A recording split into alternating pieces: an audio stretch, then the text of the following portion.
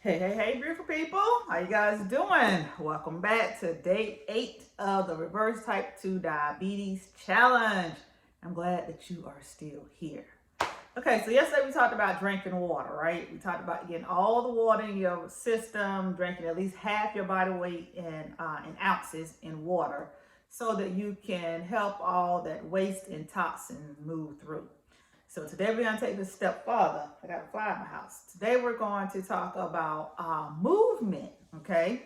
And so when we say movement, that's literally what we mean. Move your body. Get up, walk around. This bug is bothering me. Get up, walk around, take a walk, clean your house. Listen, I know to some people that may seem like, what? Yes, cleaning is actually movement. Gardening is actually movement. Swimming is movement. Low impact aerobic type activities is what we want you to do. Okay? Low impact aerobic type activities is what we want you to do. The reason that we're doing this is because all these things that I'm teaching you up to this point works together as a system. When you start to move your body, you help waste and you help toxins be able to go through. So imagine that you have water flushing and movement pushing the waste out of your body, the toxins out of your body. So you need to move at least 3 days a week. You need to move. I'm not saying that you need to run. I'm not saying you need to go out here and start pushing weights. Although weightlifting is certainly great, but we're not there yet. We're just simply moving. So pick at least 3 days out of the week. 5 is great, but at least 3 days of the week that you can incorporate aerobic activity in some form of movement into your workout and intentional. When I say clean the house, I'm not just talking about kind of strolling around cleaning. No, I'm talking about like literally being intentional, like setting your timer for like 30 minutes and saying, I'm going to do a deep dive nonstop for 30 minutes, right? I'm going to work, continuously on this thing for 30 minutes, whatever that may be. But get intentional about your movement. The best movement I like to tell people to do is walking. Walking is the easiest, okay? If you have a dog, walk the dog. If you have kids, walk with them around the block. These things that I'm sharing you so far does not take any type of, y'all hear my dog wanting to get out? These things that I'm sharing you so far does not take any kind of investment, anything. I'm not asking you to get a gym membership or any of that. So yeah, this morning my movement was swimming. I swam this morning. Well, I restarted swimming. This is my first time back swimming in the past maybe 30 years. I did swimming ago. 30 years ago I was swimming, but I needed to relearn swimming. So I started today and I am absolutely tired, but I need it because I'm trying to get to water aerobics, get to the place to where I feel comfortable doing water aerobics. Again, something low impact that's not putting a lot of pressure and weight on my knees. Although I love running for aerobics. However, I'm 50 years old now. I spent 20 years in the military. My knees have taken a beating. Even though they feel better because I've got inflammation out of them, they're still old, right? Like still the cartilage around them is worn down. And so I'm just trying to learn of other ways to incorporate non-impact aerobics. And so, so swimming, water aerobics, walking, low impact step aerobics, Pilates, yoga, all those things work. On Thursday, I typically do yoga because I need the stretch. Again, getting older, I need the stretch to help stretch out my body. So that works good. And here's the thing. One of the main reasons you want to do low impact is because when you do high impact aerobics, such as running, it increases your cortisol levels, meaning that it helps promote belly fat, okay? Now, when you're younger, you're doing those things, it's cool. But when you get to be older, it's not so cool anymore, right? Because you're trying to get away from those things. And so when you do high impact exercises, it increases your cortisol levels. And it also makes you hungry right after you finish doing them.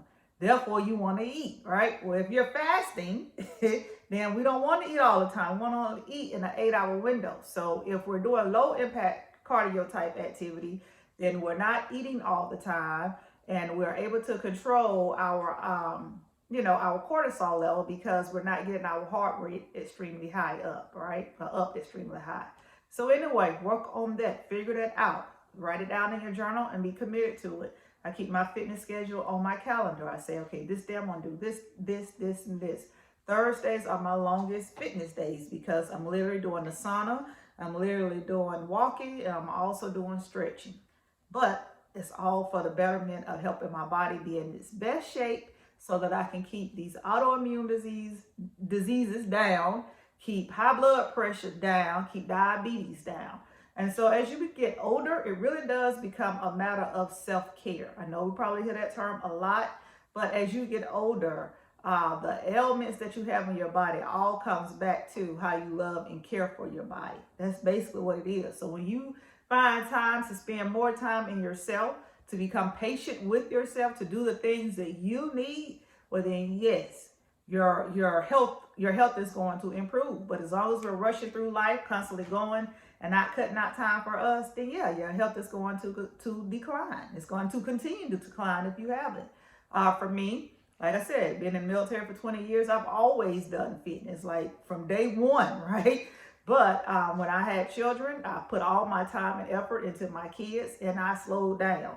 I stopped doing my fitness. I stopped caring for the things that are important to me, and I started putting all my energy into my kids.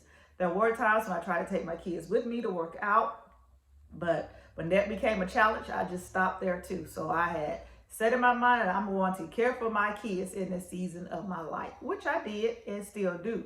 But as my health started to decline, the closer I got to 50, I had to reevaluate that thing. I had to figure out, okay, listen, what is it that you're not doing for yourself that you're doing for others?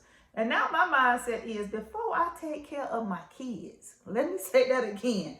Before I take care of my kids, before I fix one item for breakfast, before I fix one item for lunch, before I put together one lesson plan, before I take anybody to a doctor's appointment, any of that, before I take care of my kids, I care for me first. But what does that look like? For me, that looks like I get up around 3 o'clock in the morning. Okay? For me, that looks like I get up early and I care for myself first. And then after I care for myself first, then I can care for my kids. I spent lots of time and money and energy going through therapy and stuff because, you know, hey, me and my kids had some challenges. I'm not even gonna lie, right? But at the end of it, what it really comes down to is that the challenges that we were having was all my fault. The reason they were my fault is because I wasn't caring for me. And the care that I was not giving to me was reflecting onto my kids. And so when I started caring for myself, when I started putting myself in the equation without permission from other people, including my kids, because my kids, they sometimes don't like me caring for myself first. I'm just going to be honest, right? Sometimes, you know, they whining and complaining, well, why you got it? I ain't, but why I can't? All that foolishness. But when I made that decision, I then start showing up as a better parent. I then start showing up being more patient, more kind, more intentional, and allowing space for them to, you know, have better experiences because I was satisfied. I was taken care of. So all this goes hand in hand. I mean, it is what it is. So you first have to take care of yourself. When you're in your 30s and your 40s and you hear that, cool. It's easy to kind of brush it off and kind of figure it out. But when you hit 50, it's a whole different type of responsibility. Because if you don't, you become the person no one wants to be around. You become the person that's always sick, running back and forth to the doctors.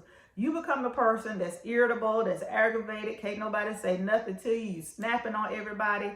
And hey, it's just a bad look. But it all comes back to how you care for yourself. That's why on Thursdays, I give myself permission to go deep into whatever I need. If that's deep tissue massages, if that's, like I said, doing Pilates, yoga, whichever one has been offered that day. Hey, if that's walking, you know, up hills, walking outside, whatever it is. If I want to do some weight training, I'm going to do it. On Thursdays, I allow myself to go deep into caring for myself. All right. So you have to figure that out. You got to get that movement in because it's part of self-care. We got to get away from a place that we say, I don't have time. You do have time. You just got to figure out where that time is. Like I have a treadmill here in my house that I use when, you know, I don't have time. There's plenty of walking videos online that I can use when I don't have time. We do have time. We just have to make time for the things that are important to us. And for me, making time for fitness and nutrition is important to me because I understand that is what's allowing me to continue to be here on this earth. So, all right, put it in your calendars. What is this? Day 8 is all about movement. How are you going to move? Okay, it doesn't have to be just one thing. It doesn't have to be the same thing over and over. Like, do different types of movement. We just got to get that waste going, right? We just got to get that waste and those toxins pushed out, okay? Water's going to flush it, but movement is going to push it. And so that's what we want to do. All right, talk to you guys later. Bye.